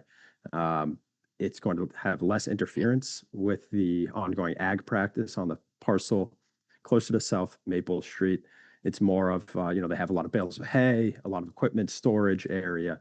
And so we felt like that was a more appropriate site for the equipment pad rather than the active pasture or hay area. Okay. Makes sense. And I think you had a fence screening the electrical transformer and equipment. I saw that on the. That's correct. You had a little insert blow up plan. Yes, there's a 22 by 40 perimeter fence, currently a wood enclosure, so that it would have a sort of barn appearance and block the view of the equipment. And you probably only need to do that on 3 sides, since the other side would face him, but I don't know what your plan was. It's currently on 4 sides as proposed, but yes, that certainly could be adjusted. Yes. And we do require security fencing around sites to the extent necessary. Yeah. Yeah, there's no screening. There's obviously the screening around the electrical equipment pad mainly for security purposes, and not fencing around the entire site, given it's kind of far away from the road. And we wanted to leave it open, obviously, for agricultural operations and as well for wildlife movement, which is wildlife, run across farm fields. Any other comments or questions from anybody? Hearing none. So do you want to continue this to the May 5th or the May 19th, Mr. Dwyer? I do think, well, part of that's what your needs are, but I do think that May 5th is going to be a really busy night with that project and that location. Okay. Then let's continue this to May 19th. And really, the only thing we're looking for is the removal bond, and we'll make a motion, and I don't see any reason other than why it won't be approved. Okay, great. Thank you. I'll make a note that there was no public comment. Good. There was no public attendance other than Tom. Really, we're public. Jail is public. Yeah. All right, very good. All right, gentlemen, thank you. Thank you. All right, thank you.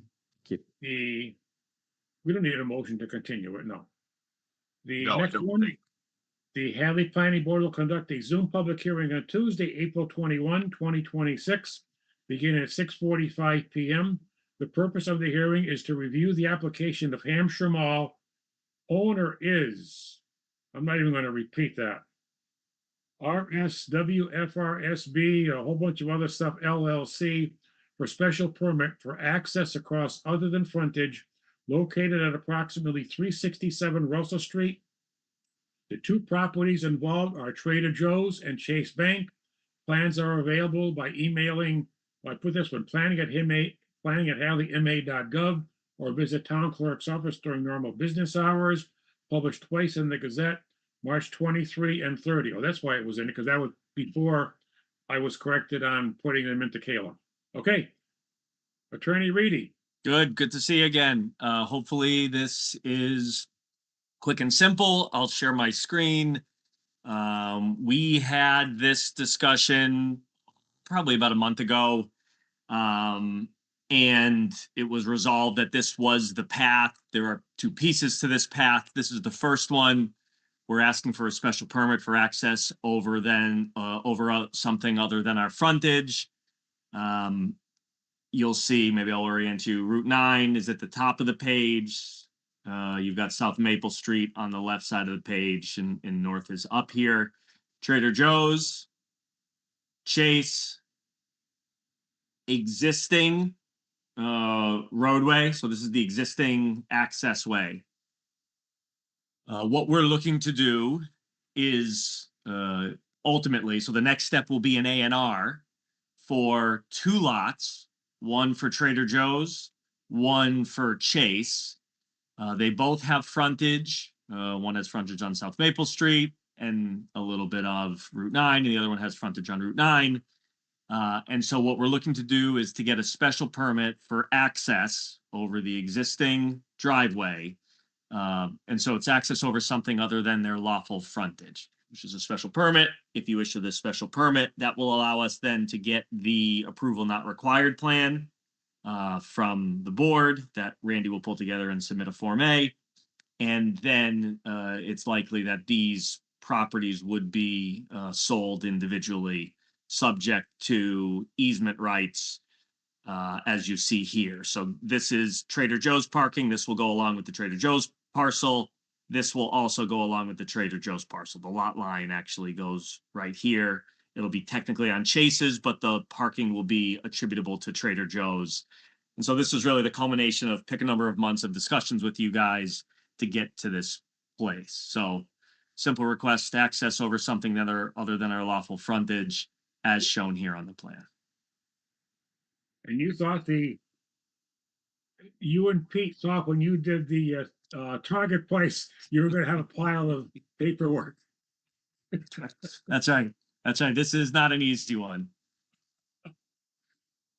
So if it, I mean, I don't know that this is germane, but so the shaded areas are easements that Trader Joe's would be requesting of its abutters to the west from the Chase Bank owner and to the south from the mall, right?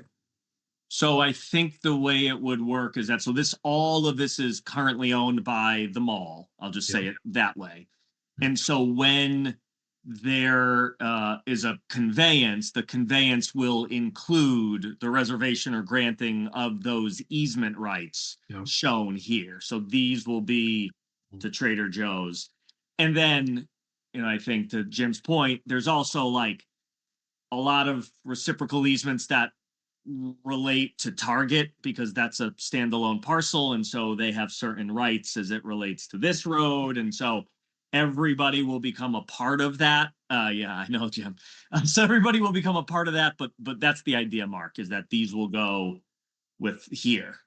And then you have a proposed line cutting through the south easement, but I'm guessing that you would leave the ring road and have have Trader Joe's give an easement to the mall for that ring road, or are you proposing to move the ring road south? Yeah, excellent question. That's exactly right. So Trader Joe's would own this in fee. So if you're following this, like they'd own that portion of in fee, subject to the existing reciprocal easement that exists. So they would take it subject to, and so it doesn't really matter. It's really for the purchaser of Trader Joe's to say, oh boy, look at all this hair on this. Yeah. Okay.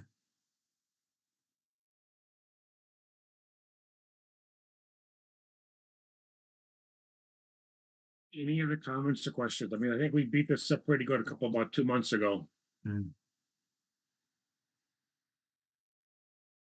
Doc, no comment? No, it was very innovative.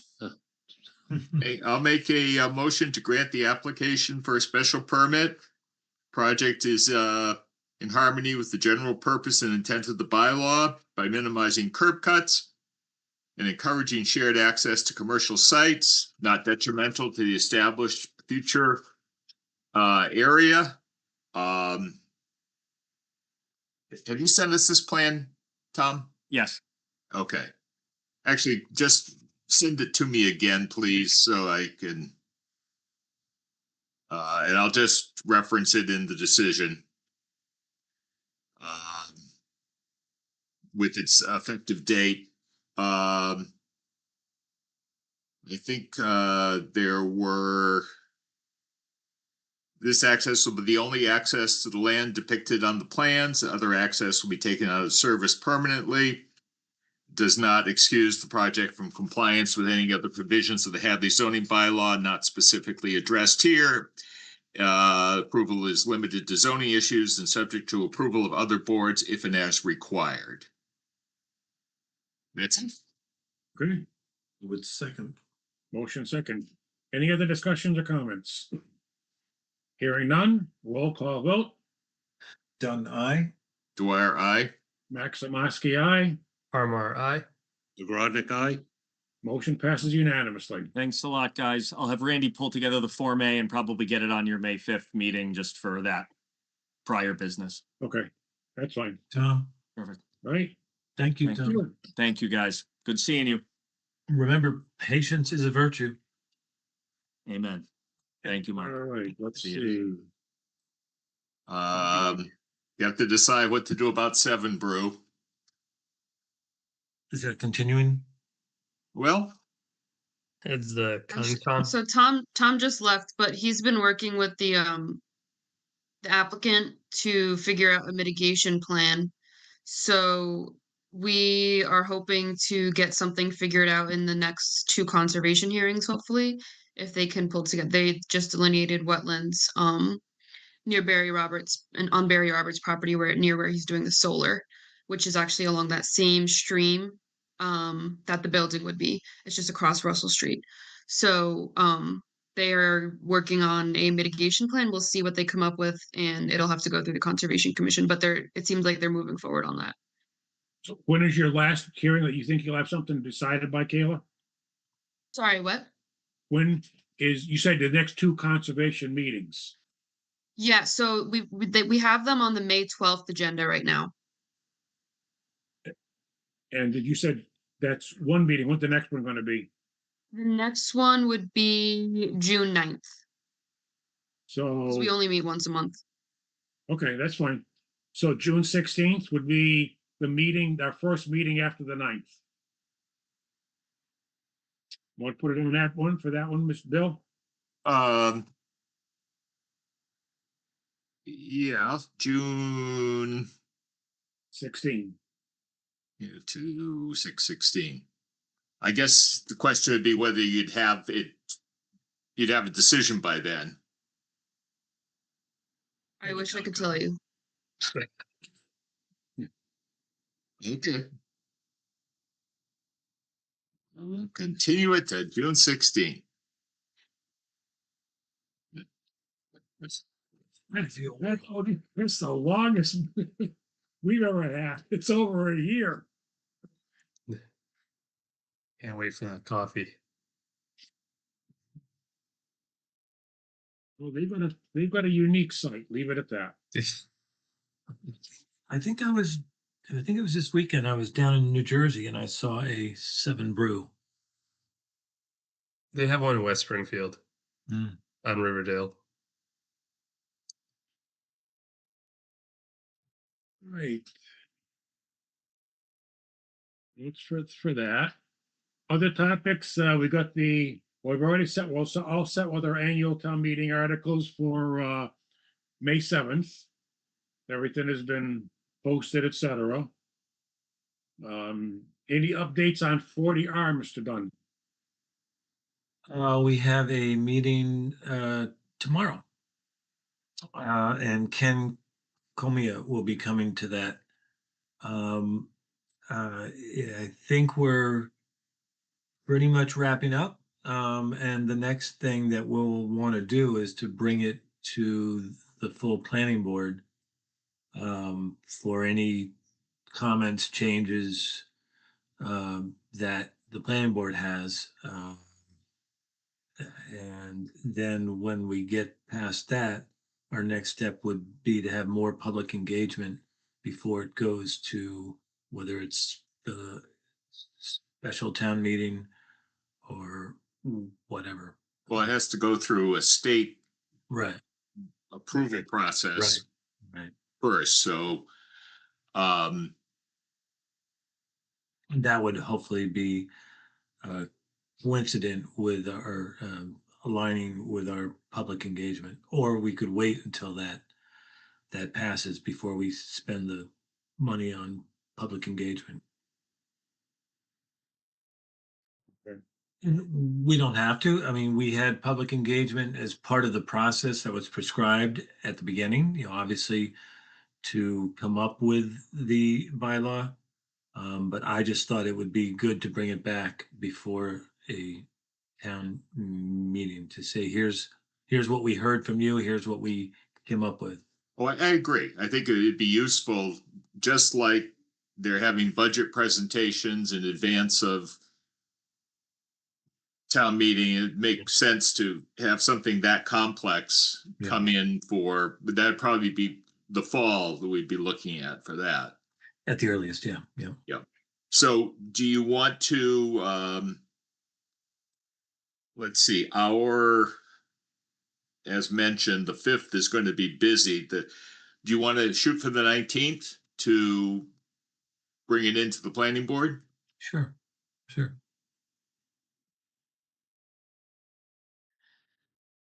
And I'll see if Ken or one of his staff is available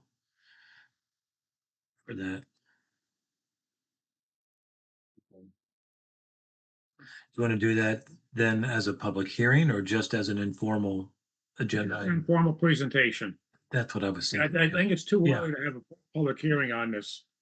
Yeah, We'll have to have a public hearing on it as a zoning article. right. Yeah. After the planning board has bought into it, yeah. And, but I think we'd also want that to be after the state gets back to us Right. with it.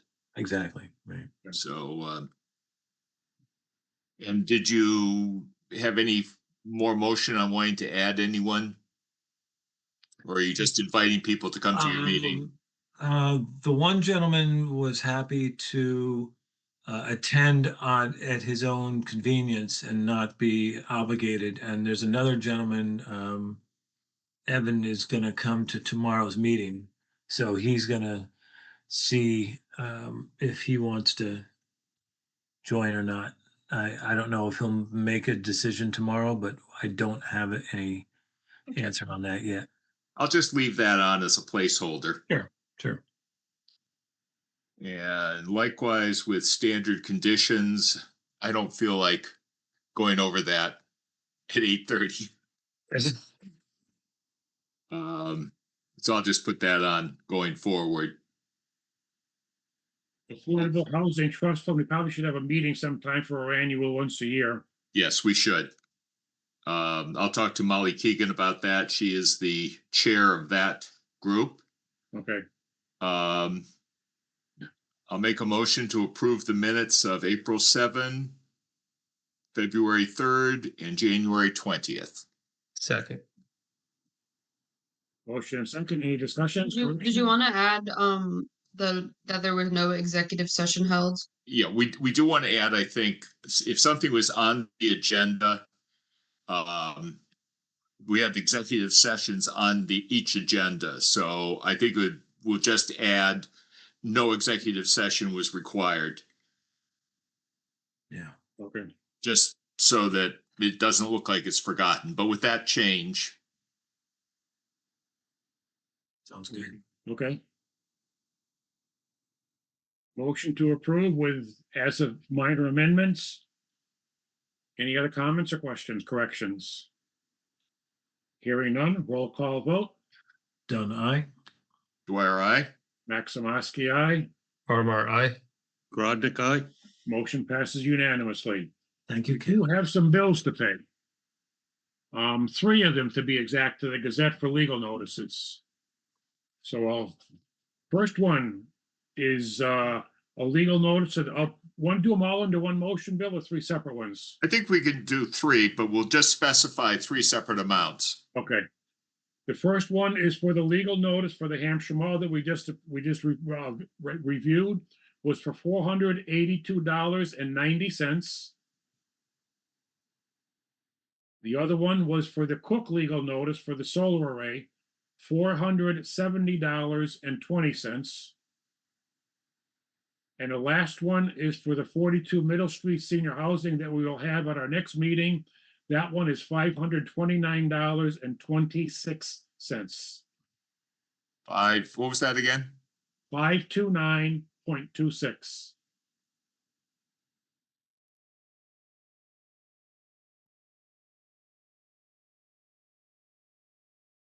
So I'll make a motion to pay the Gazette those amounts.